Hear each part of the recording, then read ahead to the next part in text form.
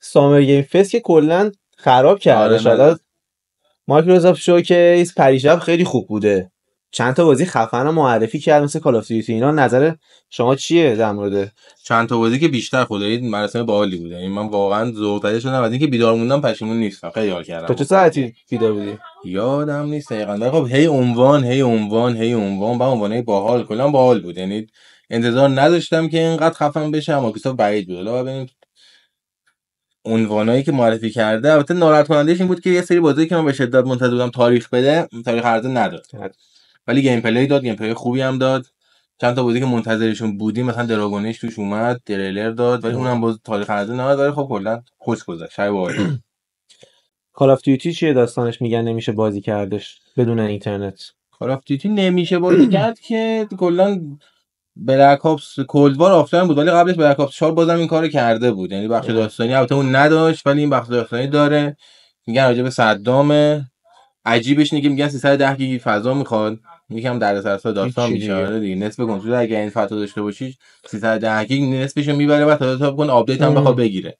میبینی تا سال آخر مثلا سیزن 4 بازی یعنی بازی شده 400 گیگ.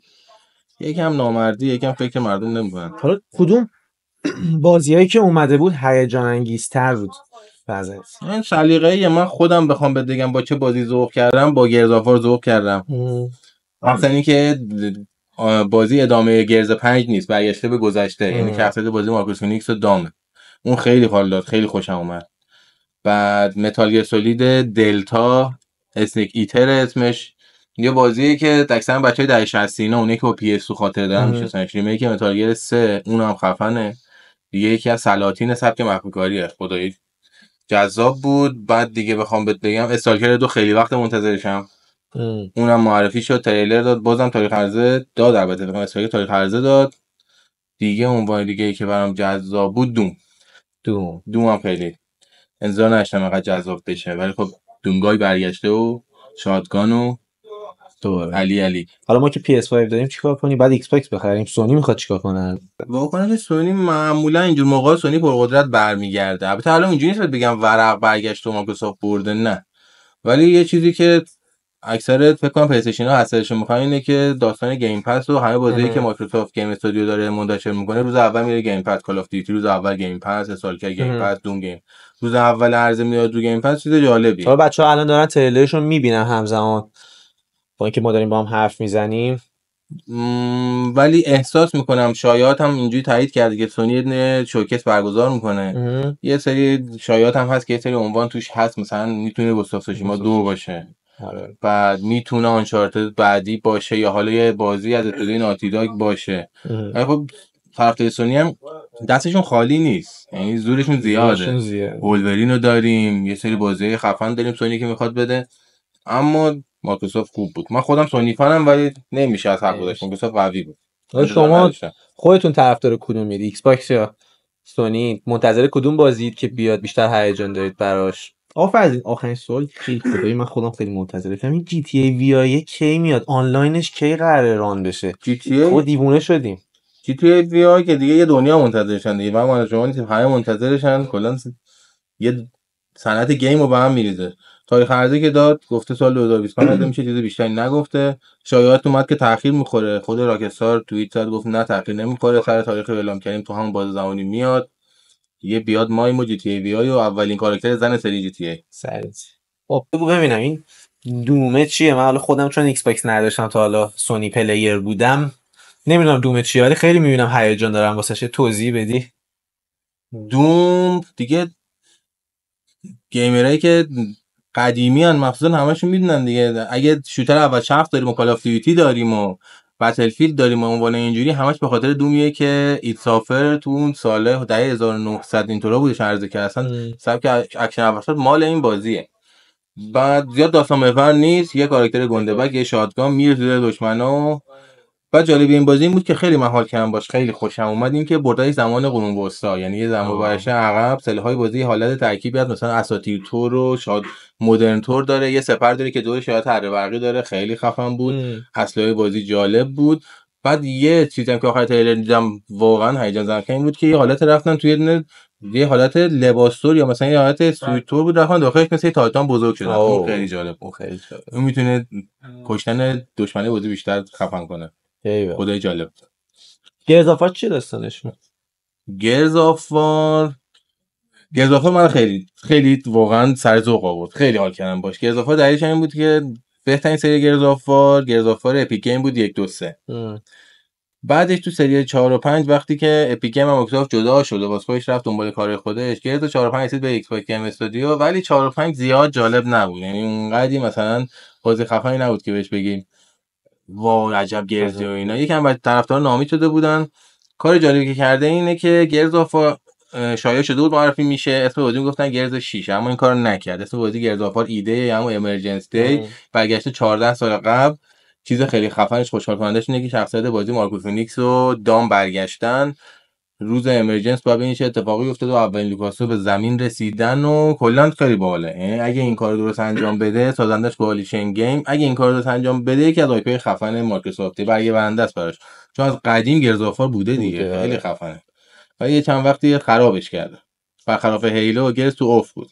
ببینیم میتونه برگرده یا نه. من امیدوارم بتونه برگرده، چون ایکس باکس که نریم ولی با پی سی میتونیم بازیش کنیم. خب بچه حالا خودتون بین گرز آف وار و دوم منتظر کدومت بیشتر؟ اینو به ما بگید تو کامنت ها. براش حتما وقتی اومد یه آفر خفن واسهتون میذاریم. حالا یه چیزی بگم اینم برای من خوب بود، یعنی خیلی منتظرش بودم. اسالگر 2 تاریخ انتشار گرفت. بازی خفنیه، اسمش هم که مشخص مربوط سانحه چرنوبیل و یکیش بازی خیلی خوبی بود، دوش هم بعد از اینکه مایکروسافت بتستا رو خرید رسیده به مایکروسافت، تاریخ عرضه‌اش رو گرفته 25 شهریور 5 سپتامبر بازی میاد. بازی گنده یعنی اگه طرفدار سبک شوتر اول شخص همزمان یه دنیای پس آخر زمانی واقعا استاکر عنوان خفنیه که میتونه راضیتون کنه. تاریخ عرضش هم اونقدر دور نیست، 25 شهریور چیزی نمونده. اونم بازی خیلی خوبیه. ایکس باکس فنات واقعا خوش به حالشون، دمشون گرم. از این آخرین سوالی که ازت دارم، خیلی واسه خودم خدایی عجیب بودش. اساسینز هم معرفی شد دیگه توی این یوبیسافت مایکروسافت شوکیس. چرا اساسینز دیگه اصلا گم شده؟ یه اصطلاح داریم توی صنعت گیم بهش میگن میلک کردن.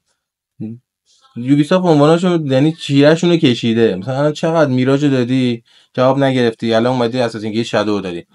بازه زمانی بازی چون مربوط به ژاپن و سامورایی و اینا برای من خیلی جذابه، چون من این اصلا بازه زمانی خیلی دوست دارم. اما ببینیم که مثلا یوبیسافت میتونه بازی خوب در بیاره یا نه. من خودم زیاد امیدی ندارم بهش که بتونه درست حسابی بازی در بیاره. اینا یه عنوان میاد نهایتا با یه متای 70 تا 80 جمع میشه میره.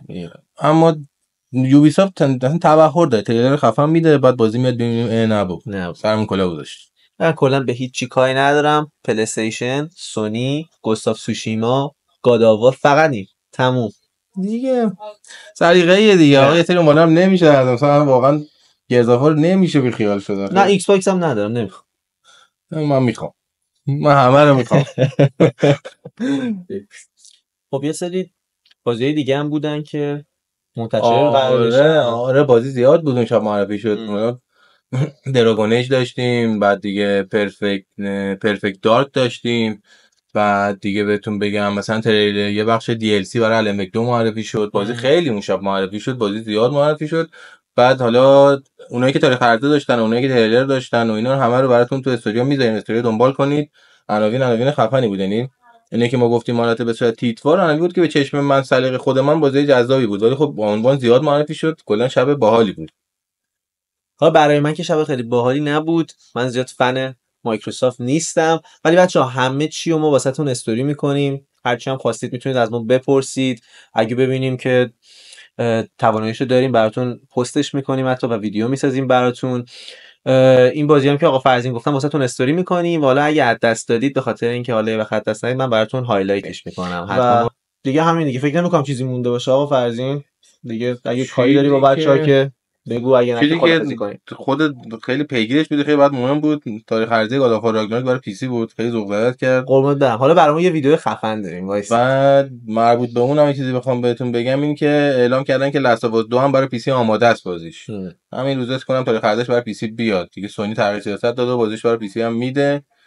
ولی خب این که مایکروسافت یا سونی، پلی استیشن یا ایکس باکس، من به شخص خودم تمایلم به سونی، اما چیزی که مشخص برنده این جنگ گیمران. امیدوارم که دوتاشون با کیفیت بیان بالا، چون هر کی اینا هم رقابت کنه با هم نزدیک بشن، ما گیمرها بازی بهتری لذت میبریم. ولی خب مایکروسافت هم خوب بود دیگه، قبول کن که واقعا خفن بود. خفن بد نیست. خب دیگه بچه‌ها این بودش از خبرهای مهمی که تو این 2-3 روز اتفاق افتاده بود، گفتیم براتون پوششش بدیم و دیگه همین. باز اگه سوالی داشتید حتما واسمون کامنت بکنید یا تو دایرکت از من بپرسید، حتما جوابتون رو میدم سریع. و دیگه خلاصه همین، خیلی خوشحال شدیم که در کنارتون بودیم این چند دقیقه و من طرف خودم خدافظی میکنم و با آقا فرض. امیدوارم که اطلاعات خوبی بهتون داده باشیم، بازی خفنی رو معرفی کرده بودن، ازشون لذت ببریم همون با هم دیگه. بعد اینکه موفق باشین، همیشه بازی کنین. شبتون بخیر.